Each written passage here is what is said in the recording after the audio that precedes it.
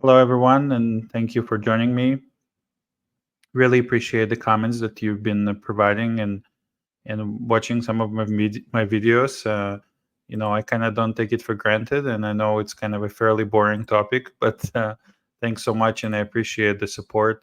What I'm going to talk about today is about Alberta's heavy oil prices and why those prices trade at somewhat of a discount for the longest time, and why they basically it's the cheapest oil that's being sold, and hopefully it provides you a lot of value today to kind of better understand what's going on. So as we can see here in the chart, so I took it from oil price charts. You can see the various futures and indexes. So you can see here WTI crude, which is as of now is about $68.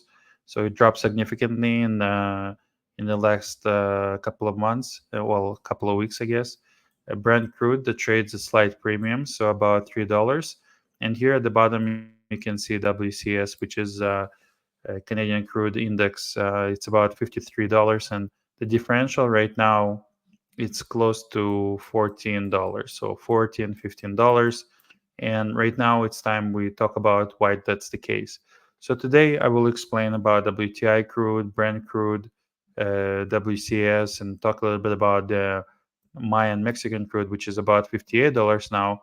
It's also heavy oil, but it's also discounted to kind of WTI, but it trades it premium to WCS, and soon we will see that there were times where this kind of differentiation was much bigger.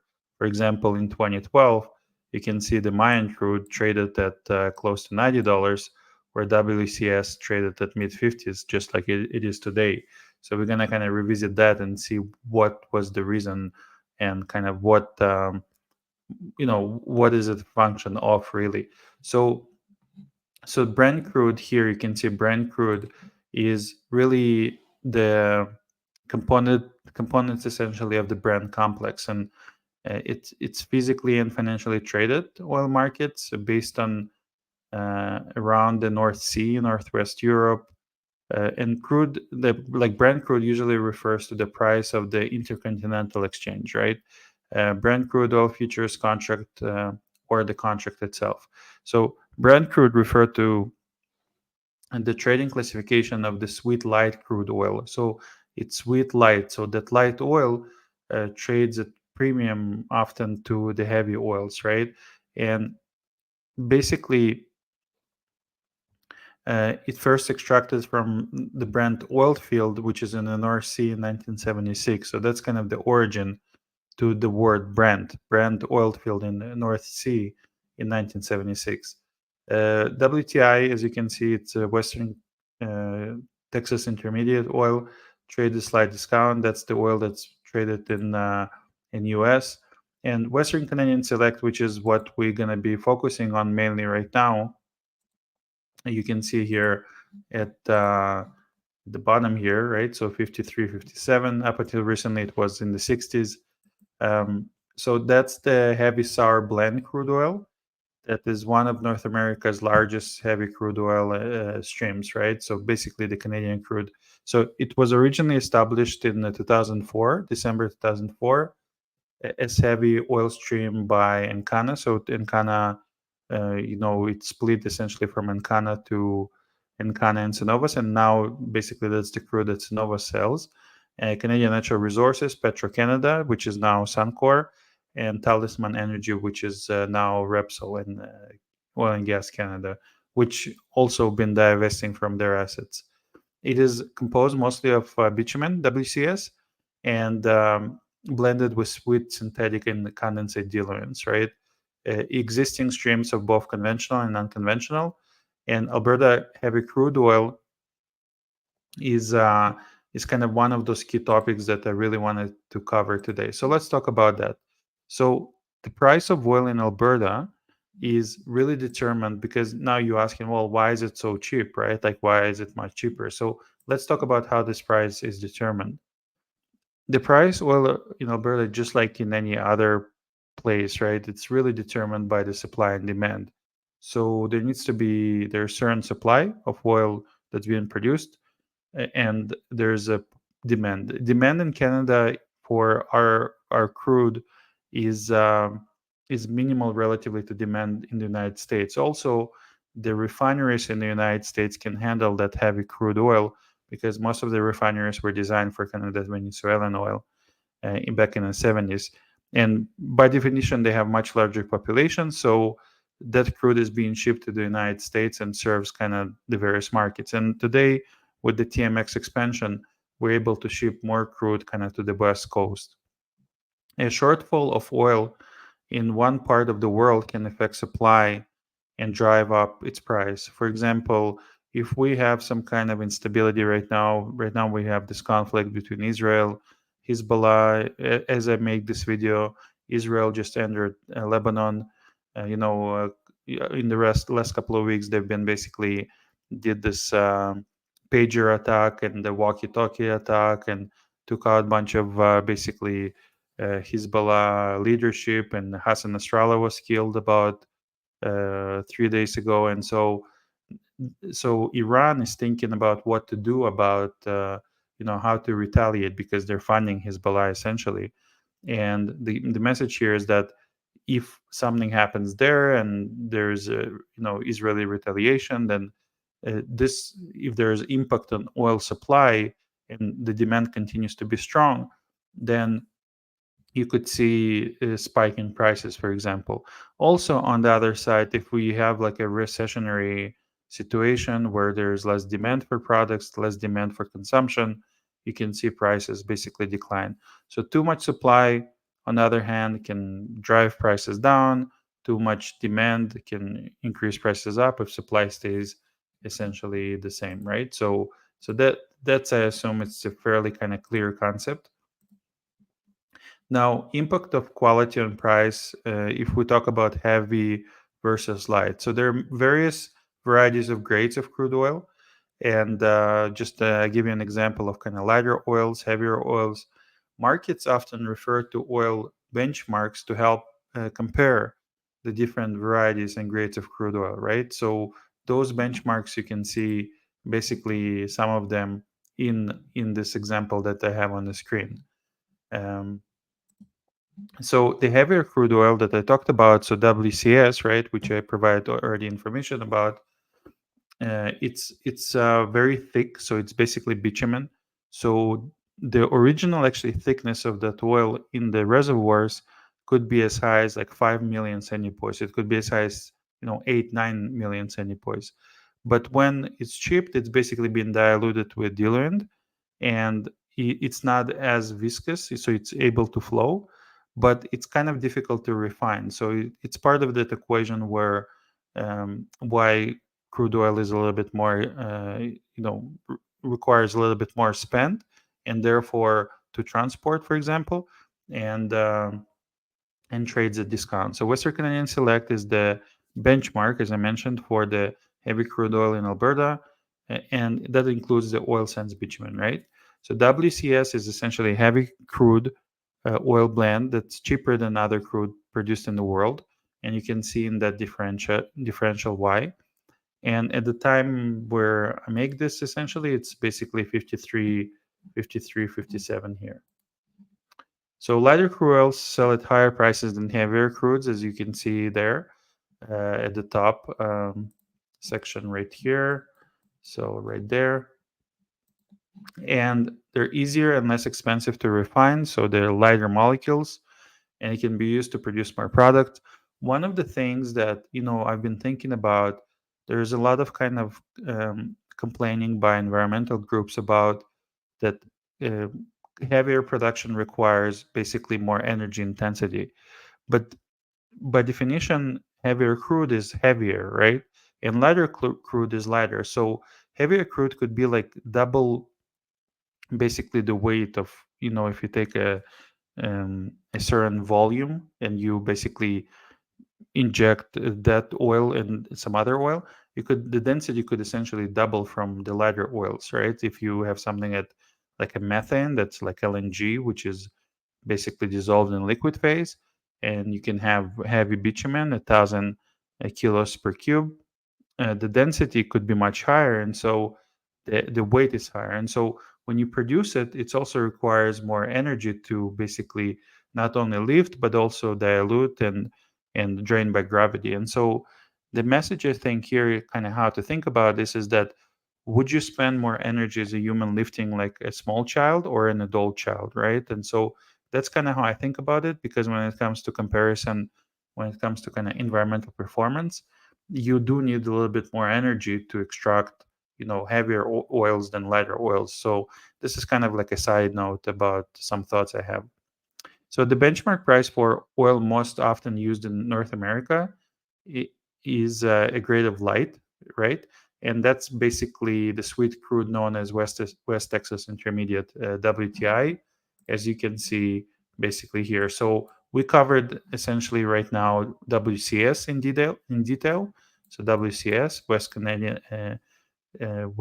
Canadian Select, Brent crude. We talked about that, how it originated, and WTI crude. So those are the lighter crudes, and this is the heavy crude. And Maya, obviously, it's kind of we're gonna talk a little bit more about that because it's heavy crude, but we gonna use like an example to see why it trades a slight premium. So at the time that I'm making this video, obviously WTI is about $68, but it was as high as $90 2 3 months ago, as far as I recall.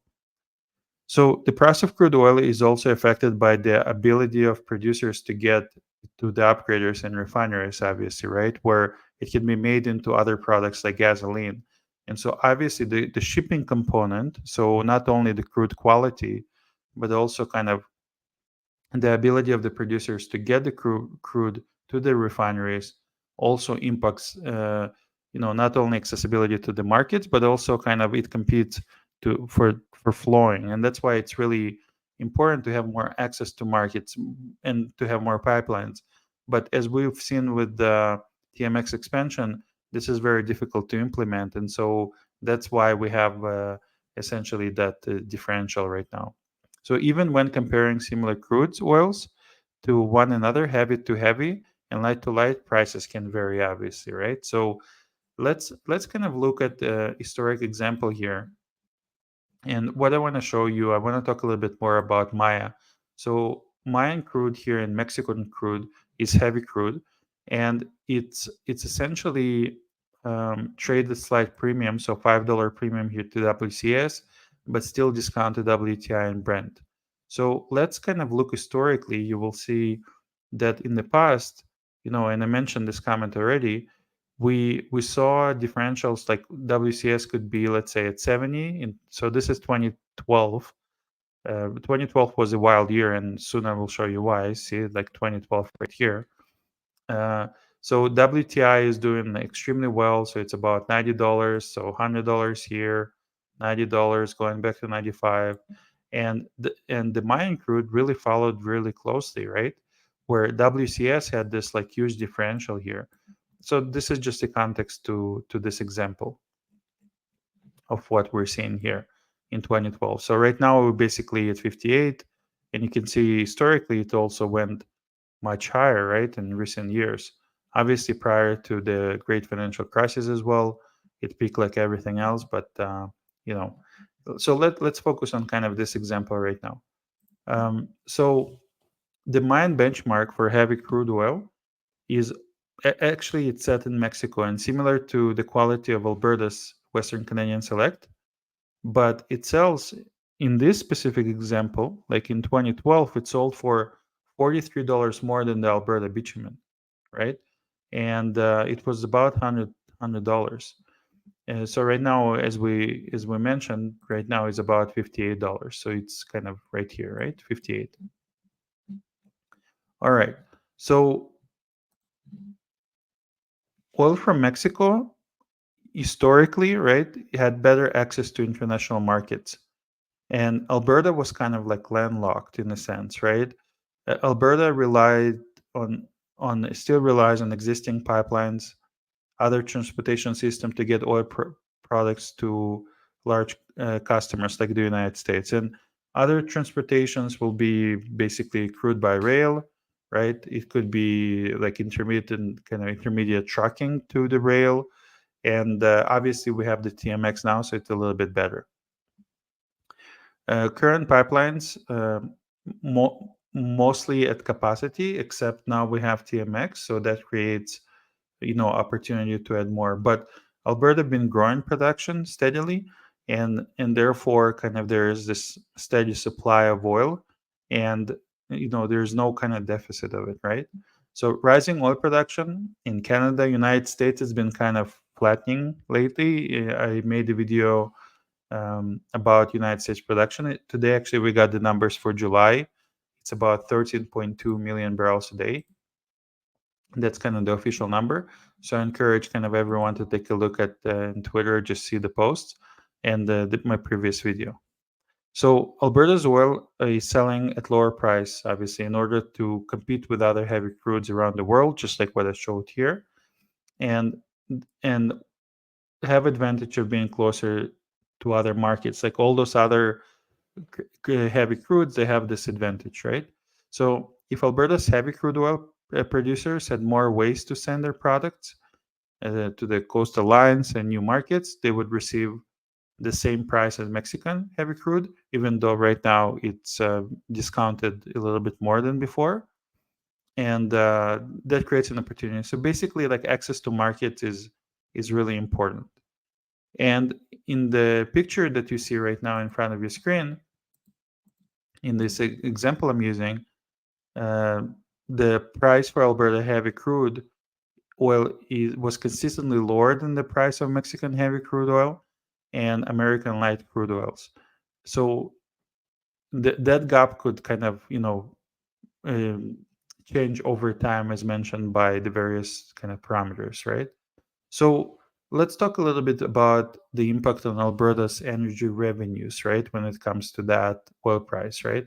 And again, just to kind of revisit the time frame, this kind of correlates with WTI, I guess, but you can see oil price has been extremely volatile at this period right here, and that's something that many investors are scared of from right now.